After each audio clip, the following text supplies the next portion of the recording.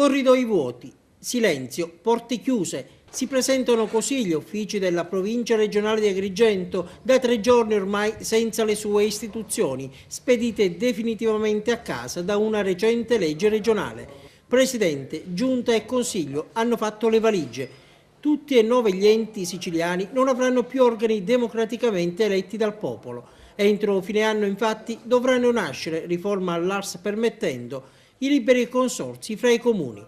Qui ad Agrigento Eugenio Dorsi è stato già consegnato alla storia. Un suo ritratto è andato ad arricchire la galleria dei presidenti. Il suo posto in questa fase di transizione nelle vesti di commissario straordinario sarà preso da Benito Infurnari, 72 anni, originario di Racalmuto, dirigente in pensione. È stato nominato ieri dal governatore Crocetta. Noi lo abbiamo incontrato. È stata per me una sorpresa perché sono già a riposo dal 2004. Nel 2005 ho espletato un incarico di commissario straordinario alla provincia regionale di Trapani e da allora solo il pensionato, quindi mi sono dedicato alla famiglia. Però l'ho accettato, ho dichiarato la mia disponibilità perché sono stato qui segretario generale al comune di Agrigento per circa 20 anni, con alcune pause, interruzione di servizi.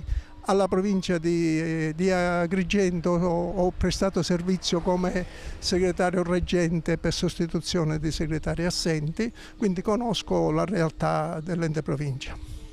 Ha accettato subito oppure ha avuto qualche remora?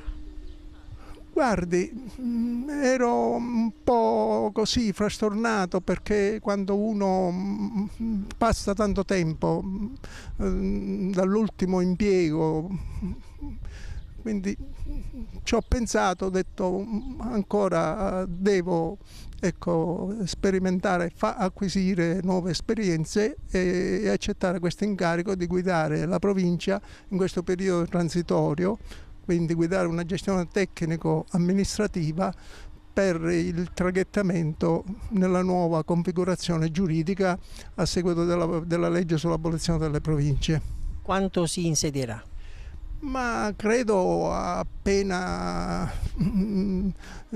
avrò comunicazione dalla Presidenza, quindi registrazione del decreto, a giorni credo che avrò comunicazione e ci sarà l'insediamento. Come si muoverà?